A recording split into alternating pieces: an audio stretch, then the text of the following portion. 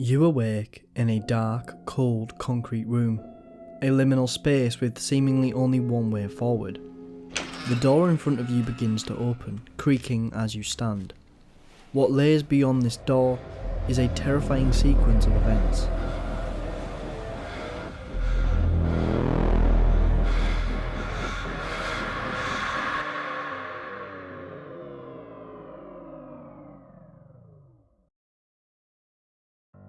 This is the opening to the demo released by 7780 Studio for their upcoming horror game. Nobody knew what the game was about, what the demo would entail, or what type of experience they were in for.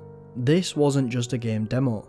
This was a demonstration of a genius's mind at work, reinventing the horror genre and subverting everyone's expectations. A demo which would last no longer than a couple of hours would go on to leave behind an infamous legacy, a now unplayable fraction of what could have been the most terrifying game to ever exist. This is PT.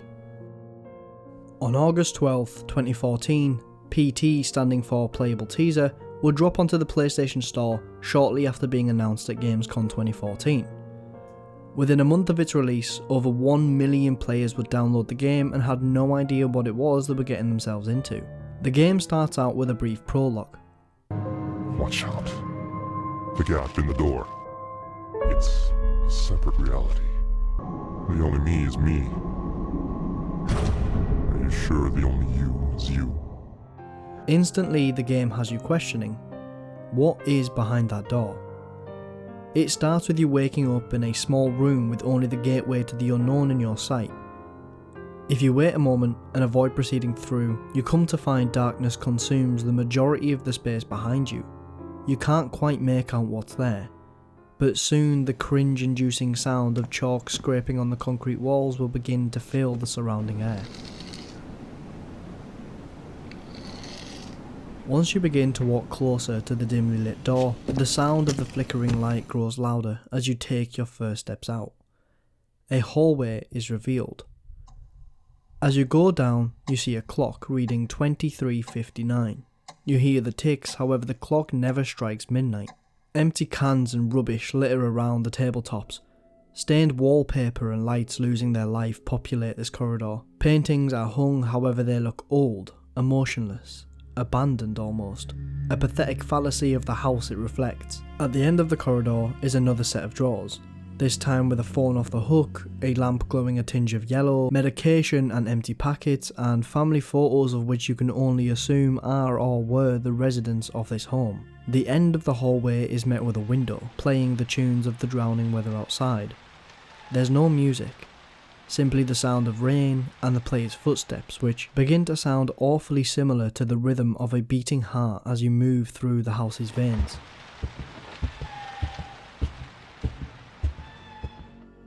The combination of these simple sounds with the lack of a clear goal and purpose begin to build up tension. Music is replaced with the voice of someone broadcasting on a radio. The man is reporting the death of a family. He explains in gruesome detail how a husband and father ripped through his family one by one, explaining how he shot his pregnant wife, followed by his 10-year-old son, and finally tricking his 6-year-old daughter out of hiding in the bathroom by telling her it was just a game. The girl was found shot once in the chest from point-blank range. The radio is located in the foyer. To the right of it is a room with a locked door. Directly behind it, a door that presumably leads outside. Above is a balcony and a ceiling light in constant motion, constant groaning as it moves with no explainable reason. At the end of the foyer is the exit. When you go through,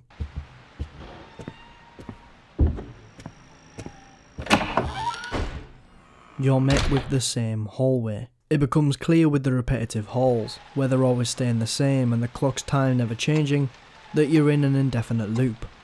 The gameplay of PT consists of puzzles that once completed, allow you to move on to the next loop.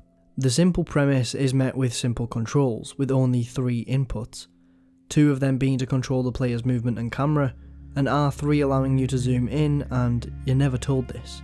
Even this extra input is a puzzle that must be solved by the player. You can't pick things up, you can't move objects, you interact with doors by simply going up to them, and you interact with the environment around you by zooming in and taking a closer look. Everything in PT is a puzzle. From the prologue at the beginning to why you're here, who you are, how you advance and how you get out, if you can get out. The second loop starts just the same. You move through the halls and reach the final door, however this time, it's locked. Naturally, you begin to backtrack and...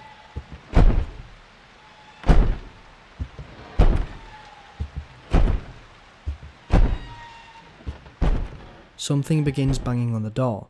It must be wind, right? The ceiling light is swinging, so... No, you can't rationalise this. The door is being forcefully pushed by something. It comes to a still, however it's still locked. You continue to where you entered and yet against your best attempts the door's locked and you're stuck in these halls. As you move around and then return to the foyer, the door has opened. You can move to the next loop.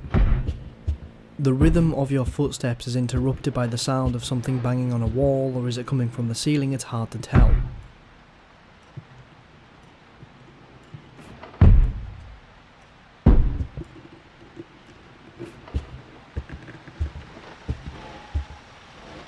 As you move around the corner, the door is hit rapidly, and following the disturbing sounds is the hysterical cries of a woman.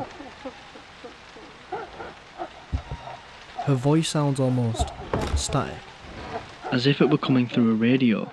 The cries continue as cockroaches crawl across the surrounding walls and floor. Despite this, the exit is open and you may continue. Next loop, and it's an easy one. There's no crying, no radio, just a simple transition from the start to the end.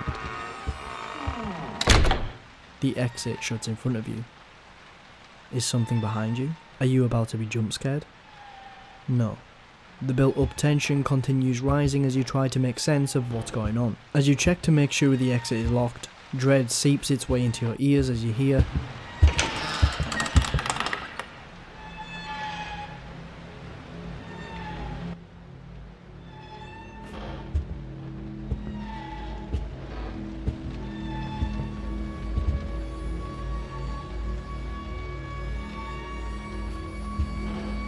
As much as you don't want to, you have to look in. It's pitch black, but the outlines of a sink can be made. The unsettling cries of a baby begin to escape the previously locked room. As you try to take a closer look,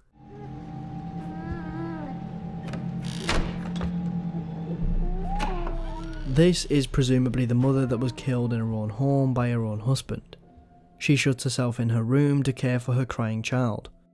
What I love about this scare is that despite being a jump scare, there isn't any screams or exaggerated sounds of the door slamming. It doesn't try to build up tension to just be wasted on a cheap scare, instead letting the tension continue to linger on. As one door shuts, another opens. Next loop.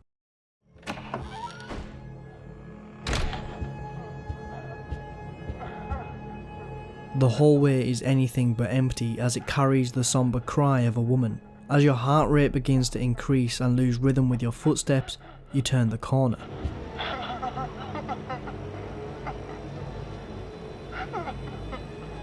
The woman is stood under the pale light of the chandelier.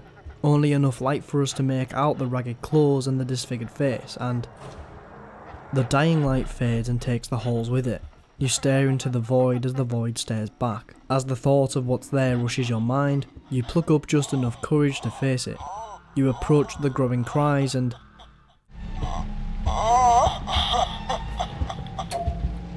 cockroaches infest the area where she stood. Paranoia settles in as you go from expecting a jump scare to looking for it, checking the balcony and behind you, but nothing. Next loop.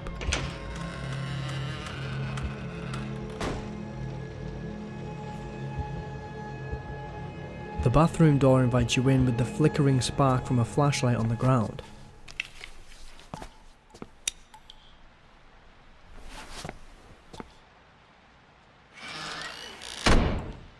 The disturbing imagery of a fetus with its heart beating out its chest fills you with the urge to look away, but before you get the chance you hear the door outside open.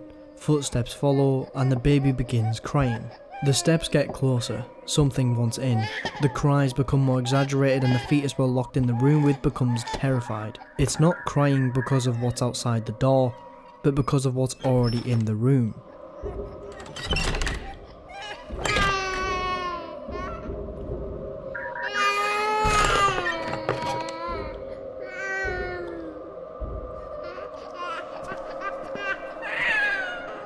Escalating music and static builds and dies out.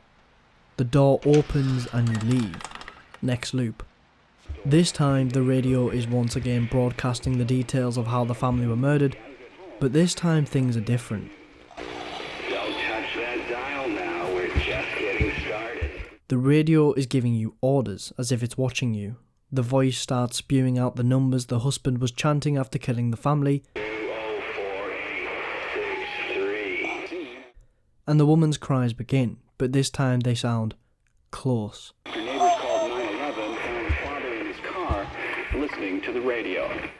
The voice on the radio interrupts. Look behind you. I said, look behind you. If the player disobeys the orders, there's a good chance you're met with the woman jump scaring you. On this occasion, we got lucky.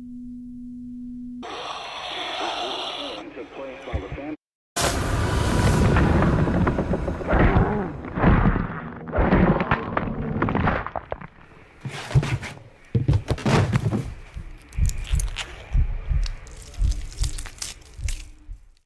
We regret to report the murder of a wife and her two children by their husband and father. The father purchased a rifle used in the crime. The hallway is now dark and the radio once again plays. A family photo showing a man and woman now has the symbol X written on it with gouge it out also written across. Pressing X does just that and removes the woman's right eye. Comparing the woman in the photo to the one haunting us, and it's clear that this is her. Before you exit, you notice something has been written on the wall. Forgive me, Lisa. There's a monster inside of me.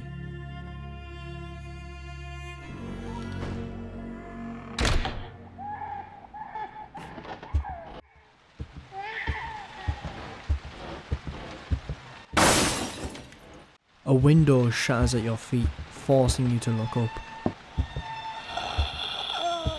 Lisa, stood on the balcony, grins and walks away, her head twitching back and forth. Another message. I can hear them calling to me from... The hallway is unnaturally dark and the radio isn't playing, but the sound of a sludgy liquid keeps you company. The fire bleeds red as blood leaks from a hanging bloody fridge. As you approach, it begins to swing and the baby cries, this time it comes from within. The radio begins, this time telling contradicting stories of how the father Hung himself with a garden hose they had in the garage. If this is true, and the story previously told of the father being sat in his car when the police came is false, how does the broadcaster know all the details? How does he know the father coaxed out the child? The uncanniness of the voice begins to lay doubts. Who is this really? He tells contradicting stories, knows details the public shouldn't. He interacts with you directly, even the way he refers to the emergency number as 911 rather than 911 is jarring. Is it even the radio, or is it an amalgamation of the character's mind and memories projecting?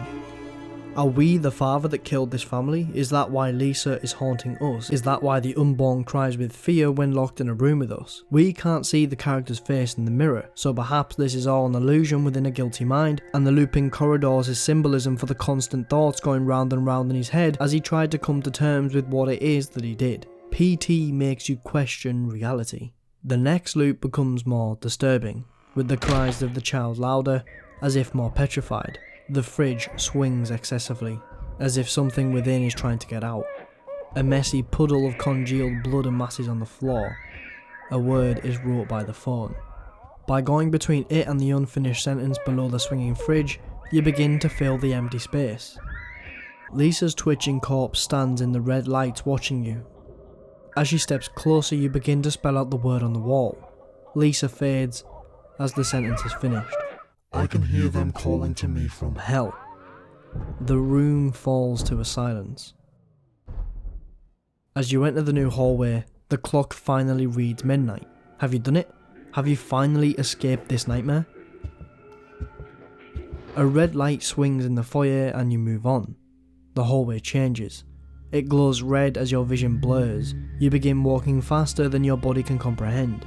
The paintings on the wall now close-ups of eyes rolling ecstatically. For the first time, the hallways have changed. They repeat more and more as you continue running through, and you notice one difference. A painting has fallen off. In its place, a hole. You look through. I got a message for all you folks out there in Radio Land. Now's the time for action. Our society is rotten to the core. I'm talking while the fine, upstanding folks got their welfare cut, got their jobs pulled out from under us. You know what to do. Now's the time. Do it.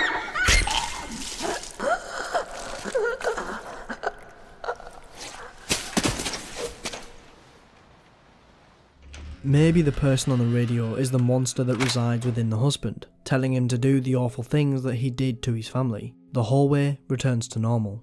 Maybe this is it. Maybe this is your escape. 204863. 204863. 204863. 204863.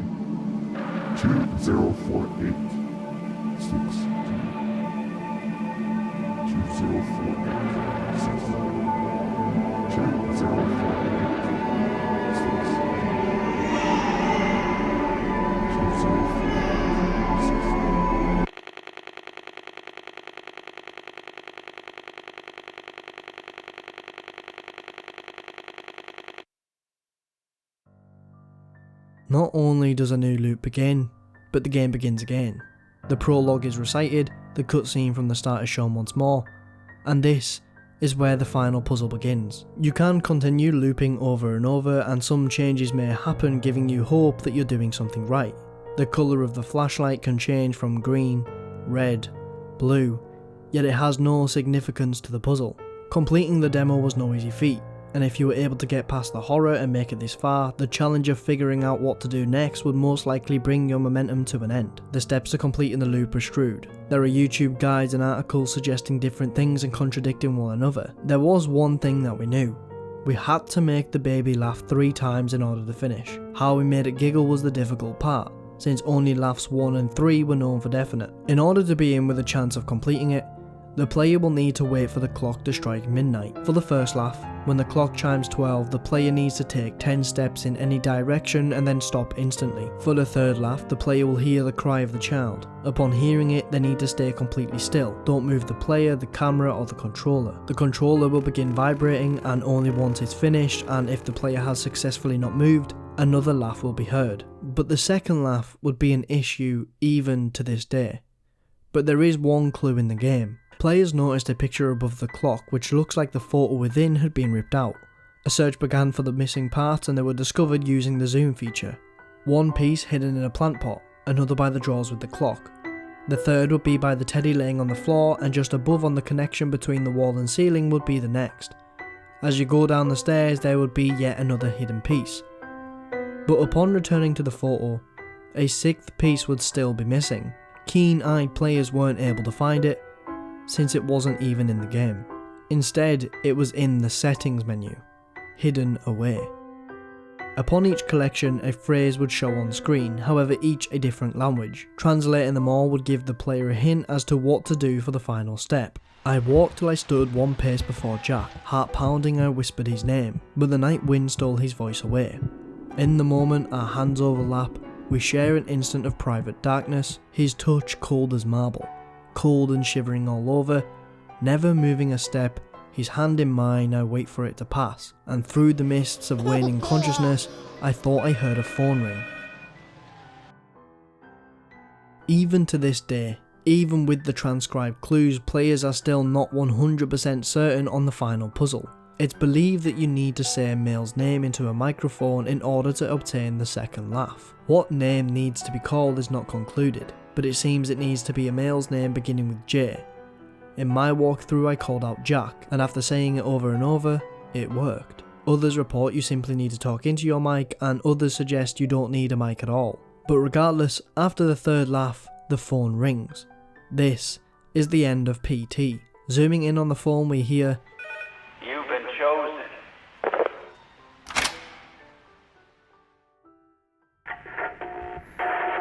Dad was such a drag. Every day he'd eat the same kind of food, dress the same, sit in front of the same kind of games. Yeah, he was just that kind of guy. But then one day he goes and kills us all. He couldn't even be original about the way he did it.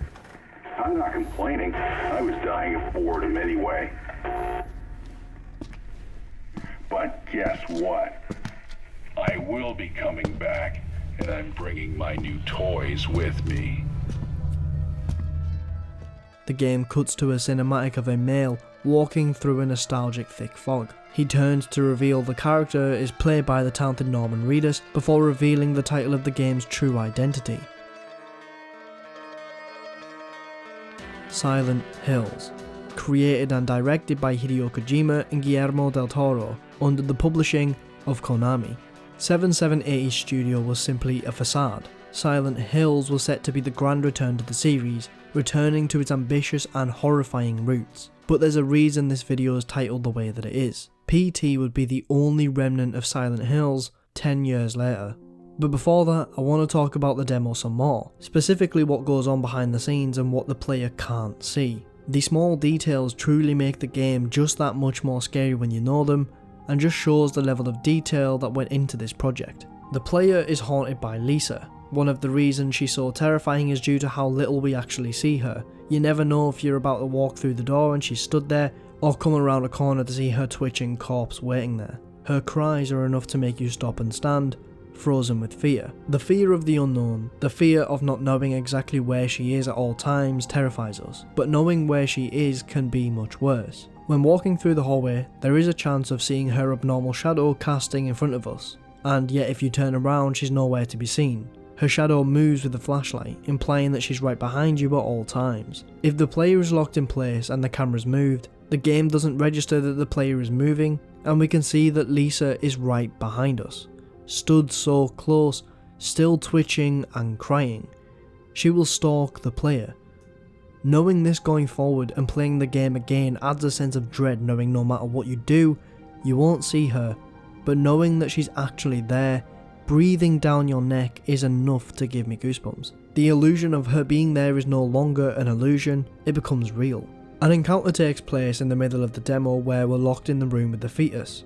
We hear the door in the hallway open up and footsteps become louder as Lisa approaches the bathroom door and begins trying to open it. From the player's perspective, it's easy to dissociate the sounds and visual elements of what we're seeing with Lisa.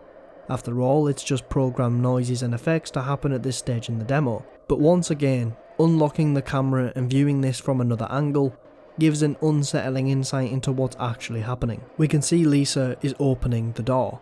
She limps down the hall, and we can see her physically trying to open the door to attack us. The fear of the unknown is quickly overshadowed by the fear of the known. Standing in the room with no vision of the outside, and yet knowing that Lisa is actually there just adds so much to the horror of PT. The level of immersion is the gold standard of what horror games should strive for. There's no HUD, there's no waypoints or objectives telling us what to do or where to go. This is exactly what the creative minds behind PT wanted, alongside community-wide collaboration in order to figure out puzzles, which is exactly what they got. And it's due to the greatness of PT and seeing the potential of what Silent Hills could have been, which caused such a wave of disappointment when it was officially confirmed that the game was cancelled. Just less than 1 year later, on April 29th, 2015, PT will be pulled from the PlayStation Store, making it unavailable to play. Even those who already downloaded the game were now unable to play it unless it was still installed on their system. This led to a lot of confusion and frustration, not only from the players and dedicated fanbase of Silent Hill, but also from the creators, especially with Guillermo del Toro openly voicing his thoughts on the situation. But why was the game cancelled? Why would Konami go as far as to remove the demo from the PlayStation Store? All we have is speculation for the most part. However, that wouldn't stop eager fans of what was to come piecing together clues to put a story together. What we would know for definite is that the publishing company and Hideo Kojima would go their separate ways, ultimately leading to the game's cancellation. There would be speculation made as to why the company and Kojima would separate. Some speculate that corporate greed would inevitably overtake the passion of creation and telling a fulfilling story, with Metal Gear Solid 5 being the final of the series in Kojima's eyes, yet Konami seeing it as a cash cow. Due to the conflict and with the burgeoning of microtransactions proving more lucrative, Konami would sway in the favour of money over passion, deeming Kojima as a way of losing money and removing him from the company. Despite the fact that PT had little to no resemblance of the final product it was marketing, it still left an impression on those who played it. It was a glimpse into the minds behind the continuation of a beloved series. PT, essentially acting as its own game, now remains one that not only took the horror genre by storm, but demonstrated what you get when an idea is given the passion and obsession required to make it great. We will never know what Silent Hills would have looked like, at least not the version that was announced in 2014. Now all that remains is PT, a relic of what could have been, with the museums that hold it being the PS4s that still have it downloaded today, going for a hefty price. Fortunately, I played the game and I recently came across this video which allowed me to re-download the game, giving me the inspiration for this video. Players have taken matters into their own hands, creating PT themselves in Unreal 4 and porting it to PC, but others have replicated it in Dreams. But either way, nothing captures the same sense of atmosphere and dread that PT did. Silent Hills may be cancelled, and PT may have been taken down from the stores, but it will never fade into obscurity as the fans of it will never let it die. So as long as we continue to talk about it, and continue to remember it as one of the most terrifying games to never release.